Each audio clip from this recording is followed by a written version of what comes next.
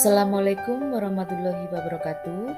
Saya Yeni Ika Witaringningsih, calon guru penggerak angkatan 7 dari SMP Negeri 2 Andal Gading, Kabupaten Malang. Pada kesempatan kali ini, saya akan memaparkan aksi nyata modul 1.4 budaya positif, yaitu dengan mewujudkan budaya positif di sekolah melalui kesepakatan atau keyakinan kelas. Latar belakang dari aksi nyata yang saya lakukan pada modul 1.4 adalah pada saat ini fenomena karakter atau krisis karakter banyak terjadi pada pelajar sudah sangat mengkhawatirkan. Salah satu penyebabnya adalah makin maraknya budaya luar yang diikuti oleh para pelajar tanpa mereka pelajari dan pahami apakah budaya tersebut baik dan bermanfaat. Oleh sebab itu, budaya positif yang mengandung banyak nilai-nilai kebaikan dan kebajikan universal harus kita kembangkan dengan baik di sekolah, sehingga murid-murid bisa tumbuh dengan nilai-nilai dan karakter baik atau positif. Di sisi lain, sekolah merupakan tempat tumbuhnya nilai-nilai kebudayaan pada murid, sehingga dapat dikatakan sekolah adalah tempat yang baik untuk membangun karakter murid melalui pembiasaan yang dapat menciptakan budaya positif. Tujuan dari aksi nyata pada modul 1.4 ini adalah menumbuhkan budaya positif di sekolah yang mendukung suasana belajar yang nyaman, aman, dan menyenangkan melalui kesepakatan atau keyakinan kelas yang sudah dibuat. Yang kedua, menumbuhkan peserta didik yang berkarakter positif sesuai profil pelajar Pancasila dalam proses pembelajaran. Tolak ukurnya adalah terbentuknya kesepakatan atau keyakinan kelas yang dibuat bersama wali kelas atau guru. Peserta didik menerapkan dan melaksanakan kesepakatan atau keyakinan kelas secara konsisten. Yang terakhir, menguatnya karakter positif dalam diri peserta didik seperti religius, gotong royong, mandiri, disiplin, tanggung jawab, berkebinekaan global, kreatif, dan bernalar kritis. Lini masa tindakan yang akan saya lakukan adalah mengajukan gagasan kepada kepala sekolah, sosialisasi budaya positif kepada rekan sejawat dan peserta didik, membuat kesepakatan atau keyakinan kelas, menumbuhkan dan membiasakan penerapan kesepakatan atau keyakinan kelas, yang terakhir melakukan evaluasi dan refleksi. Dukungan yang dibutuhkan untuk membuat aksi nyata pada modul 1.4 ini adalah yang pertama, orang tua untuk melakukan pembiasaan budaya positif di rumah. Yang kedua, warga sekolah sebagai teladan bagi peserta didik dalam menumbuhkan budaya positif di lingkungan sekolah. Dan yang terakhir adalah pemenuhan sarana dan prasarana yang memadai untuk mendukung budaya positif yang ada di sekolah. Berikut adalah dokumentasi aksi nyata dari modul 1.4 yang saya lakukan.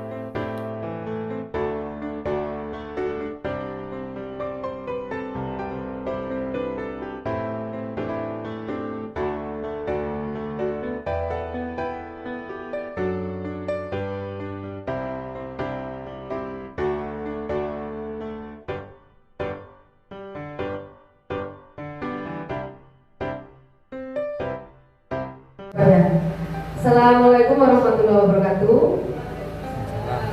Terima kasih atas kehadiran Bapak Ibu semuanya di sini untuk mengikuti sosialisasi budaya positif calon guru penggerak angkatan 7 yang akan kami paparkan bersama saya Yeni Ika Witaringningsih, dan nanti akan dilanjutkan oleh Bu Asia. Langsung saja Bapak Ibu ya.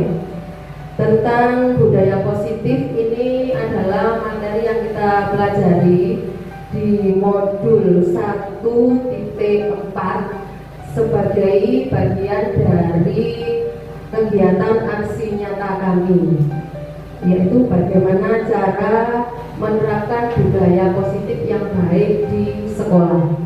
Jadi yang pertama akan kami bahas yang berhubungan dengan budaya positif ini, yang pertama adalah tentunya disiplin positif.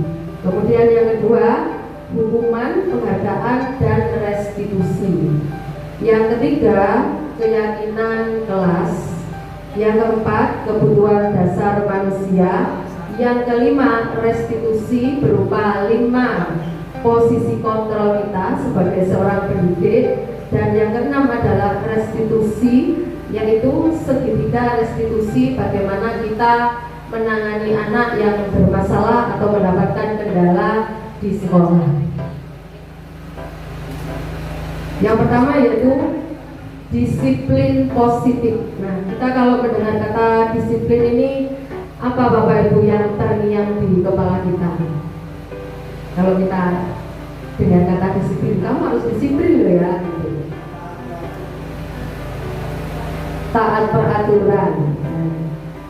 Tapi peraturan itu biasanya harus dipaksakan. Nah, di sini disiplin positif.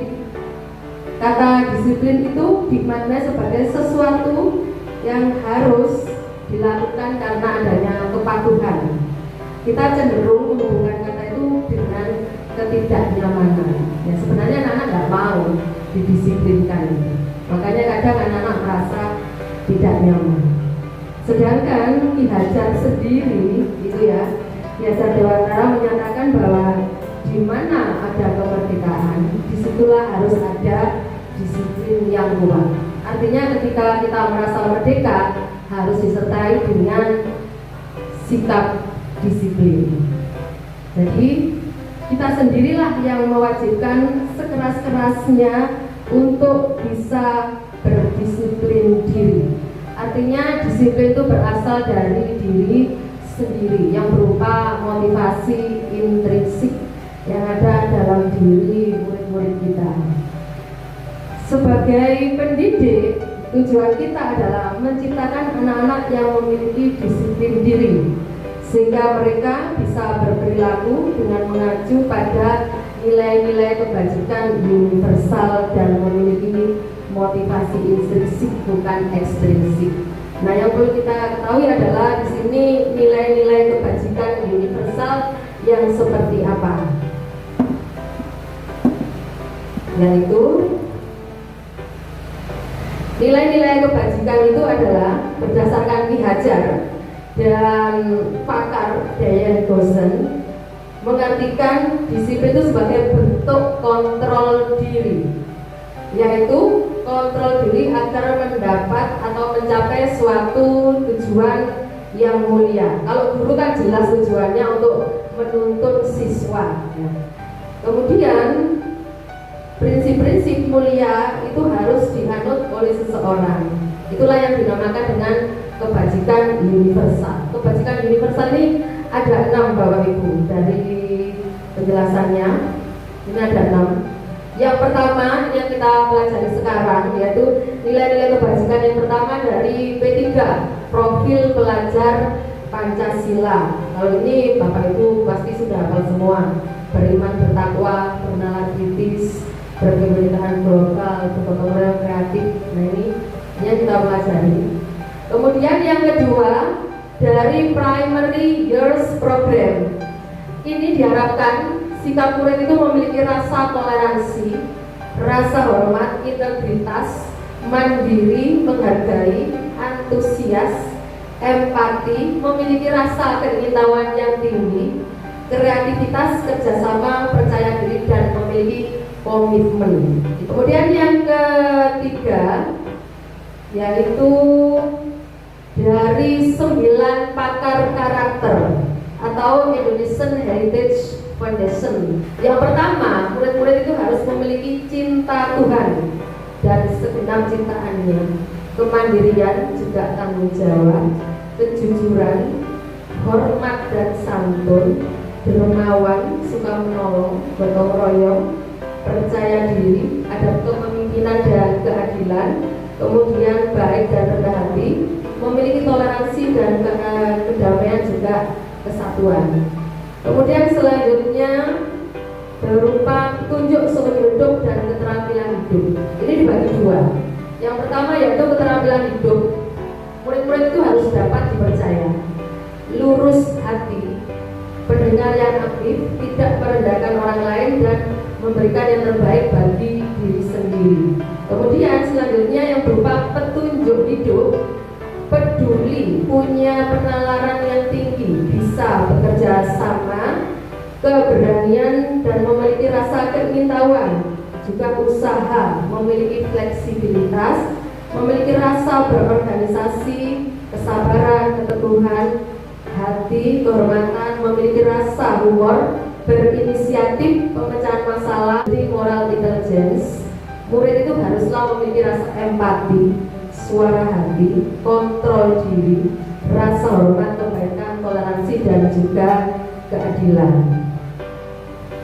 Kemudian ada dari proyek nilai-nilai kebajikan, ini dibagi menjadi 4. Ini banyak sekali, ada nilai-nilai positif. Yang kedua, kita masuk ke hukuman, konsekuensi, dan restitusi. Dari sifat-sifat yang berupa kebajikan universal tadi, ini kita sekarang masuk ke hukuman, konsekuensi, dan restitusi yang sering kita lakukan di sekolah apabila tidak memenuhi sebagian dari sifat-sifat universal tadi yang ada. Kalau kita sekarang mengenalnya dengan tatib gitu ya. Nah, kita itu sekarang sudah tidak boleh lagi menyebut tatib. Hukuman itu juga tidak boleh seharusnya. Yang ada itu adalah konsekuensi dan restitusi. Apa yang dimaksud dengan hukuman? Hukuman itu adalah tindakan terhadap suatu pelanggaran. Ini diberikan kepada individu atau kelompok yang melanggar dan diberikan reinforcement negatif berupa rasa tidak nyaman, mungkin bisa disebut juga sebagai suatu penderitaan ya, yang memberikan efek jerah. Hukuman ini bersifat tiba-tiba dan tidak terencana dan bersifat satu arah tanpa adanya kesepakatan antara guru dengan siswa. Tiba-tiba kita saja lihat ada anak yang pelanggaran ya, langsung kita kasih hukuman gitu ya, seperti itu. Hukuman diberikan ini bisa berupa fisik ya, kalau dulu itu fisik ya Bapak Ibu, dipukul pakai penggaris itu sudah biasa gitu ya. Psikis juga bisa, biasanya psikis bisa verbal ya, dimarahi gitu ya, dengan kata-kata. Ini hukuman. Kemudian yang selanjutnya konsekuensi. Nah, ini yang harus kita tanamkan ke anak-anak. Ketika melanggar sekarang kita tidak boleh lagi kamu ibu hukum ya, hukum ya, tidak boleh. Sekarang harusnya kita bilang konsekuensi. Apa bedanya dengan hukuman? Kalau konsekuensi itu sudah ada kesepakatan bersama antara guru dengan siswa. Makanya nanti kita buat kesepakatan kelas atau keyakinan kelas. Kemudian sudah dibahas dan disetujui bersama oleh guru dan murid. Umumnya bentuk konsekuensi itu sudah diketahui dulu. Nanti konsekuensinya apa jika melanggar? Oh, saya melanggar ini, konsekuensinya ini. Misalnya saya nggak mengerjakan WR, konsekuensinya ini sudah jelas karena sudah disepakati sebelumnya. Kemudian sekarang ke restitusi. Restitusi itu apa? Restitusi itu adalah sebuah program disiplin positif di dalam menangani siswa yang bermasalah.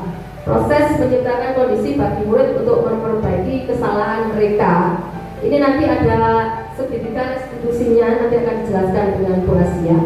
Merupakan proses kolaboratif yang mengajarkan murid untuk mencari solusi atas masalah mereka sendiri, sedangkan kita hanya mengarahkan saja. Jadi kita itu sekarang kalau ada kesalahan itu sebaiknya tidak marah-marah gitu ya.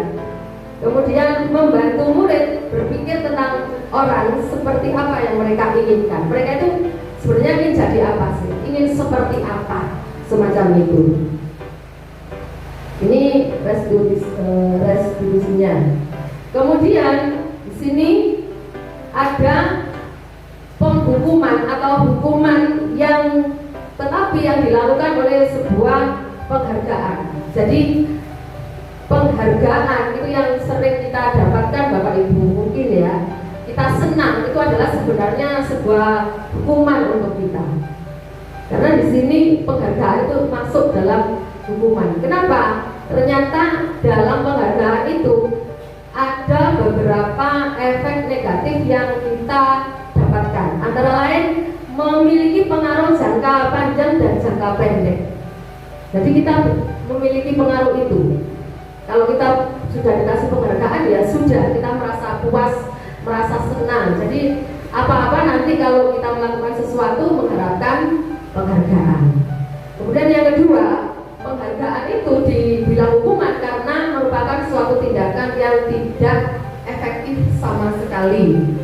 Yang ketiga, penghargaan juga merusak hubungan. Di sini merusak hubungan yang bagaimana? Jadi apa-apa itu sekarang dasarnya adalah penghargaan. Kalau nggak dikasih penghargaan ya tidak mau bekerja, misalnya semacam itu. Penghargaan mengurangi ketepatan kita dalam bekerja, itu ya. Ini penting sekali. Kemudian penghargaan juga menurunkan kualitas. Karena kita sudah dikasih penghargaan dengan kadar kita yang bekerja mungkin cuma 60-70% sudah merasa puas, akhirnya kita berhenti di sana. Nah biasanya kita bilang itu bekerja di zona nyaman gitu ya. Kemudian yang selanjutnya, penghargaan itu juga bisa mematikan kreativitas seseorang. Yang kreativitasnya harusnya naik, misalnya naik lebih satu tingkat lagi karena sudah dikasih penghargaan, ya sudah saya segini saja gitu. Kemudian memotivasi diri, motivasinya itu juga berkurang karena adanya penghargaan. Ini dampak negatif dari penghargaan. Kemudian ini Bapak Ibu, yang selanjutnya yang harus kita buat di dalam kelas kita atau pembelajaran kita masing-masing, yaitu kita memulai membuat keyakinan kelas atau kesepakatan kelas. Apa itu keyakinan kelas atau kesepakatan kelas? Jadi ini merupakan program disiplin positif yang merupakan kesepakatan bersama antara guru atau wali kelas bersama murid-murid. Jadi peraturan itu kita buat bersama dan disepakati bersama. Yang menyepakati bukan hanya murid tapi juga guru yang bersangkutan. Bagaimana cara keyakinan kelas itu kita buat? Nah, ini bisa kita buat di awal pembelajaran kita.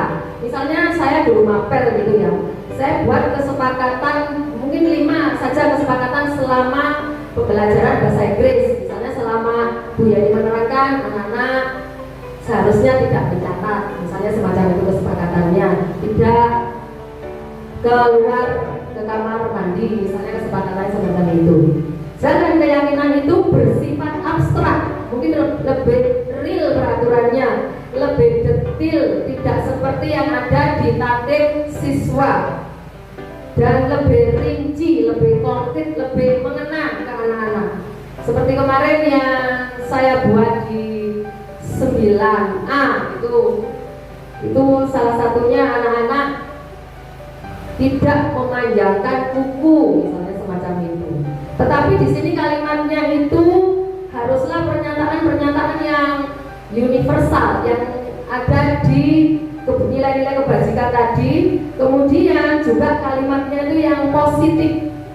Mungkin kita disarankan tidak menggunakan kata jangan atau tidak, semacam itu. Kalimatnya yang positif, misalnya datang ke sekolah tepat waktu. Tidak menggunakan kata dilarang atau tidak boleh, misalnya semacam itu. Kemudian hendaknya keyakinan kelas itu tidak terlalu banyak.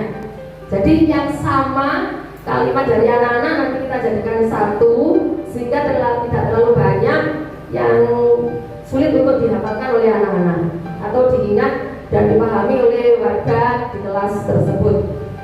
Keyakinan kelas sebenarnya sesuatu yang dapat diterapkan di lingkungan tersebut. Jadi memang benar-benar bisa diterapkan di kelas dan di lingkungan sekolah. Semua warga sekolah hendaknya ikut berkontribusi dalam membuat keyakinan kelas. Artinya ya, semua warga sekolah itu bisa mentaati. Seperti saya habis membuat keyakinan kelas itu 9A Marsa waktu itu ngepel gitu ya. Saya mau lewat, Bu Yani boleh lewat? Gak boleh Bu, ini masih basah. Keyakinan kelas Bu, saling menghargai, itu kata Marsa. Akhirnya saya lewat yang sebelah kanan, gitu ya. Kemudian keyakinan kelas yang sudah kita buat ini haruslah selalu ditinjau kembali. Ini masih sesuai atau tidak, semacam itu. Dari waktu ke waktu, misalnya kita bisa lakukan minimal 1 bulan sekali lah, gitu ya. Apa yang banyak dilanggar oleh anak misalnya, mana yang banyak ditepati gitu. Jadi semuanya ikut berpartisipasi dalam membuat, melaksanakan, menerapkan keyakinan kelas yang kita buat bersama. Nah ini nanti terutama wali kelas ini bisa segera membuat keyakinan kelas, mungkin masuk pas jam pelajarannya kan kertas karton itu, kemudian dengan sticky note itu anak-anak suruh buat keyakinan kelas, mungkin ditempel, kita buat yang bagus, kemudian dipasang di belakang kelas, kemudian bisa kita jalankan bersama-sama gitu ya. Termasuk untuk pembelajaran PJOK Pak Pram, meskipun di luar kelas itu bisa dilaksanakan kesepakatan kelas. Ya, anak-anak itu kan berolahraga, atasnya kostum, bawahnya masih celana biasa. Nah itu bisa dimasukkan kesepakatan kelas supaya olahraga ya pakai kostum olahraga semacam itu. Ini dari saya sampai ke keyakinan kelas. Selanjutnya nanti akan dilanjutkan dengan Bu Asia, mulai dari kebutuhan dasar manusia. Jadi anak-anak itu ternyata mempunyai kebutuhan dasar yang memang harus terpenuhi, Bapak Ibu. Kenapa sih anak-anak itu di sekolah kok nakal gitu ya? Kok ke gurunya ini bisa misalnya saking akrabnya bisa bicara itu udah bosok misalnya semacam itu. Nah itu ternyata ada dilandasi dengan 5 dasar kebutuhan manusia. Ibu Yani tentang pertanyaan tadi ya. Ini yang perlu kita jawab bersama Bapak Ibu, karena ini sudah kita lakukan dan sebagian sudah menjadi budaya kita. Salah satunya adalah program unggulan kita Jumat Religi, itu ada di KTSP kita. Kemudian yang kedua program bekal sehat ala masakan ibu, itu juga sudah jadi program andalan kita. Kemudian ada Lisa 5 menit sampah yang nanti akan jadi 15 menit sampah Bu Asia. Nah itu kemudian sholat kita juga sudah ada, Jumat sehat, Jumat bugar, semacam itu. Kalau ditanya bagaimana penerapan disiplin positif di sekolah kita Bapak Ibu, apakah sudah baik atau bagaimana Bapak Ibu?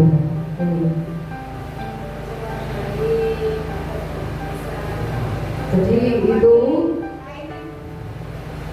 gimana Pak tanggapannya untuk disiplin positif di sekolah kita berhubungan dengan pembiasaan, itu apakah sudah baik atau bagaimana Pak?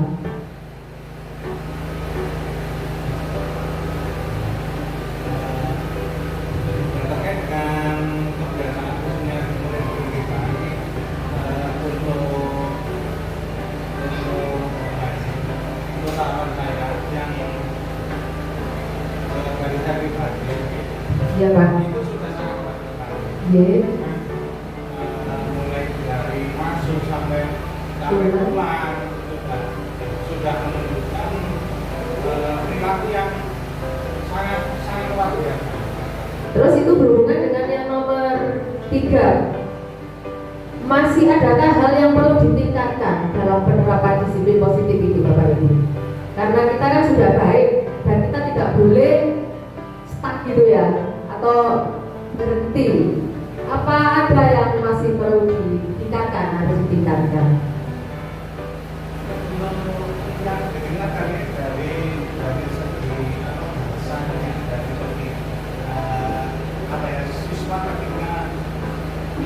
bertata krama dengan guru. yang kita akan berbahasa. Oh, oke. Berkomunikasi ya Pak. Terutama untuk yang berbahasa Jawa ya Pak. Karena anak-anak itu masih sampean ke saya Bu ini sampean. Itu untuk disiplin positif. Kemudian berhubungan dengan itu yang keempat, karena ini restitusi baru kita sosialisasikan, bahkan kami pun dulu itu nggak tahu apa itu restitusi. Kalau anak melanggar itu ya sudah dimarahi, tatip, dihukum dan semacam itu. Nah, setelah dengan restitusi ini, kira-kira selama ini tuh kita sebagai apa ya Pak? Lebih ke posisi kontrol kita itu lebih kemana ya? Ke penghukum, pemantau, pembuat merasa bersalah, atau manajer, atau sebagai teman. Kalau saya mengakui dulu ya sebagai penghukum gitu. Itu. Kalau sekarang saya mulai berjalan ke sebagai teman Pak, sebagai teman. Tapi tetap sebagai teman harus ada batasannya supaya anak juga masih memiliki rasa hormat terhadap guru. Jangan sampai karena kita memposisikan sebagai teman, anak-anak itu jadi merasa sangat akrab dengan kita, ngomong pun kadang tidak gosok. Nah ini kita hindari Bapak Ibu supaya tetap ada rasa hormat kepada guru. Tambahkan.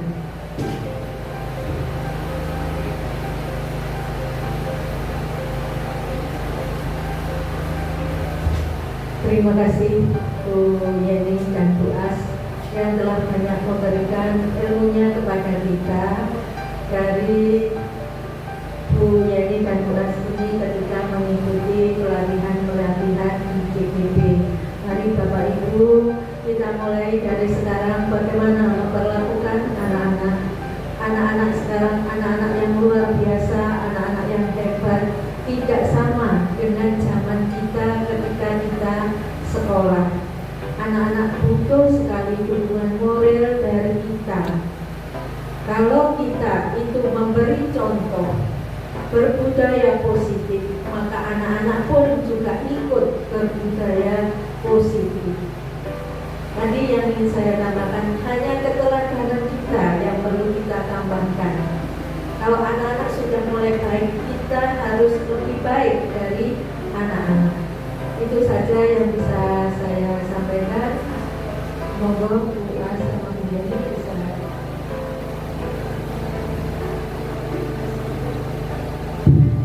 Terima kasih Bapak Ibu atas waktunya. Semoga kegiatan hari ini bermanfaat bagi kita semuanya. Kami akhiri. Wabillahi taufiq wal hidayah. Wassalamualaikum warahmatullahi wabarakatuh.